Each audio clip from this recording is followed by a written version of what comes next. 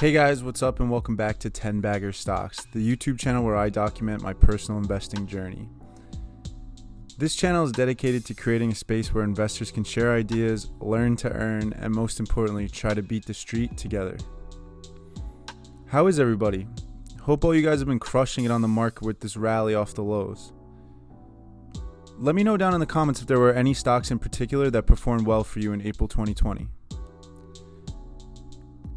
Today I'm going to discuss my favorite two energy stocks, which I currently hold as long-term investments, as well as one riskier investment I hold for a shorter time horizon. The energy industry has been hammered in the wake of the Rona crisis due to lack of demand and oversupply. The rapid drop in energy stocks is quite justified as many companies are heavily leveraged and plenty of consolidation will occur. It's important to check out the balance sheets for oil companies you're investing in, as some are more likely to make it out of this crisis extremely strong, and others will not make it through this crisis at all. Okay, so first I want to discuss why the price of oil is so important for the companies, and then I wanted to discuss if oil prices are likely to rise in the future. Oil companies are heavily linked to the price of oil. Oil stocks are heavily linked to the price of oil. When oil is expensive, these companies are making a ton of money on every barrel they extract, transport, refine, and sell.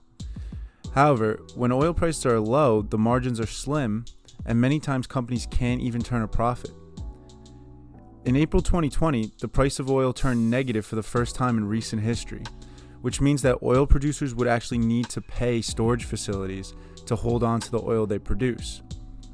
This is literally a worst-case scenario for many oil companies and will lead to a material effect on many businesses in the industry. As rigs around the world close down and companies consolidate, supply will begin to wane and eventually supply and demand will be in equilibrium once again.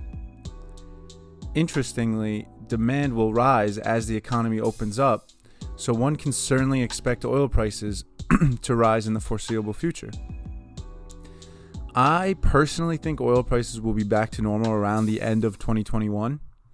Also, something I've been thinking about was the rise in oil price during the last period of inflation in the American economy, which was in the 1970s.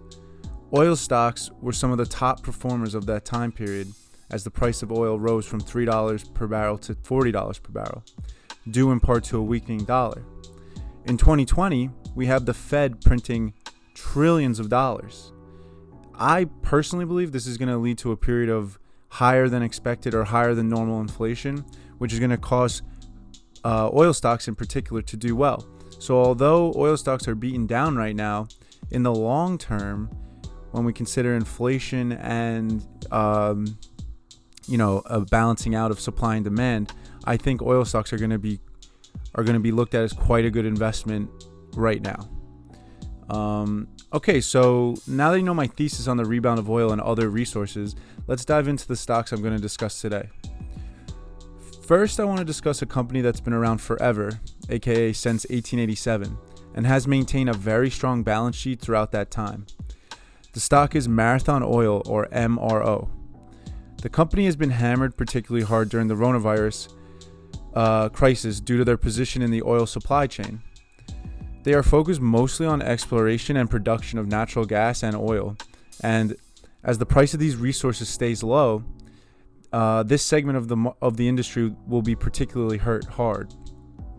Although they are currently in a difficult portion of the oil supply chain, they have a balance sheet strong enough to weather the storm potentially twice over. MRO boasts low debt, fantastic fundamentals, and insiders have been buying millions of dollars worth of shares in March.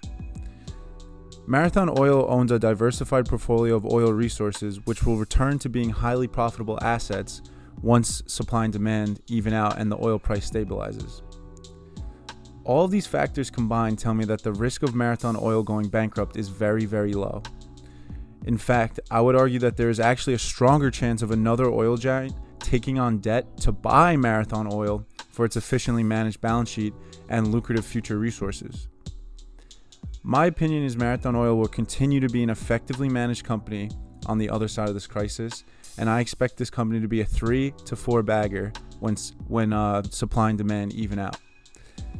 I own about 100 shares of MRO in my Roth, and I will reevaluate my position once I feel the price of oil has stabilized. This stock could become an extremely long-term hold for me, as it is the type of dividend player that I love to hold in my Roth IRA to avoid paying taxes on those dividends. And honestly, I'll be looking to add shares over the coming months, unless the stock shoots up like 100-200% in the next couple of weeks. The next stock I want to talk about is Cheniere Energy, ticker LNG.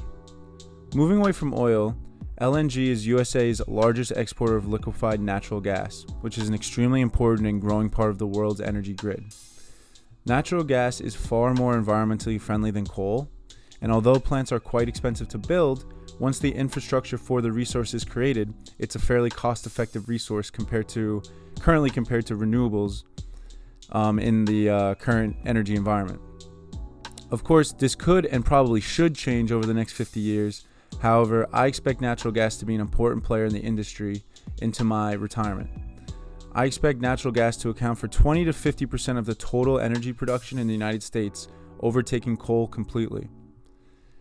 The beautiful bull thesis for LNG is that the company is a major player in the worldwide supply chain of liquefied natural gas.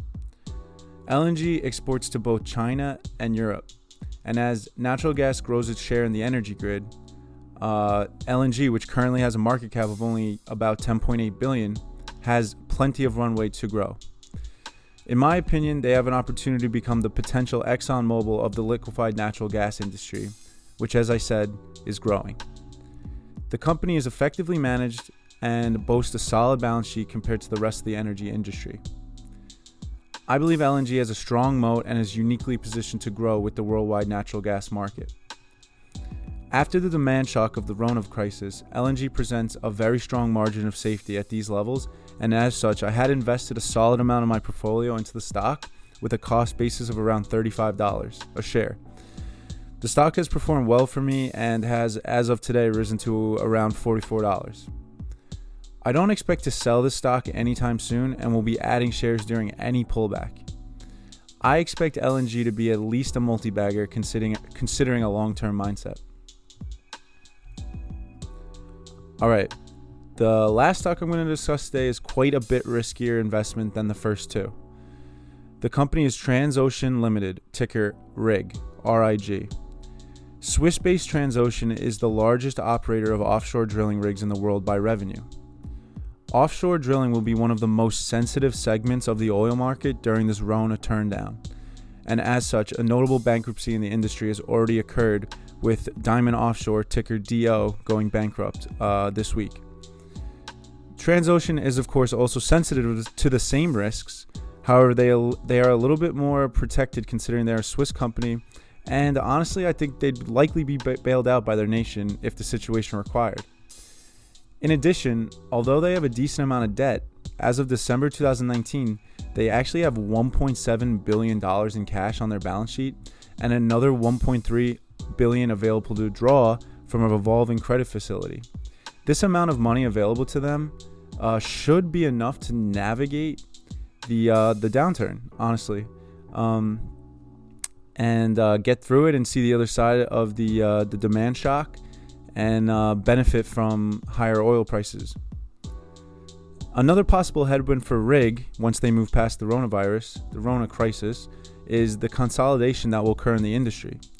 This could potentially increase their market share for times when offshore drilling will become more profitable again, which means they'll just make more money. In my opinion, RIG has a low bankruptcy risk as long as oil prices stabilize in the relatively near future, aka within about a year. RIG is currently being priced for bankruptcy, and of course there are risks. However, investors are sometimes rewarded handsomely for assuming such risks. And honestly, I think investing in RIG is navigating this environment quite intelligently because of the amount of cash they have on their balance sheet and the revolving credit facility that they can draw from if needed. I'm looking for RIG to be at least a 5-bagger coming out of the oil crisis when demand returns, and I'm holding a small portion of my portfolio as a midterm gamble in my portfolio. I wouldn't consider it a long-term conviction hold like LNG and MRO. just sort of a quick bagger. Anyway, so that's my video, guys, about energy stocks. I hope you found it useful. If you want to discuss stocks, feel free to follow me on Twitter at 10xbaggers or comment down below. I'd love to hear your thoughts on the energy industry, the stocks mentioned in this video, and any energy stocks that you're looking at right now in April 2020. So thanks again for watching, guys. I really appreciate you. Like, subscribe, comment, whatever you need to do. I'm going to try to answer every single comment that comes in. And until next time, all the best and happy bagging, folks.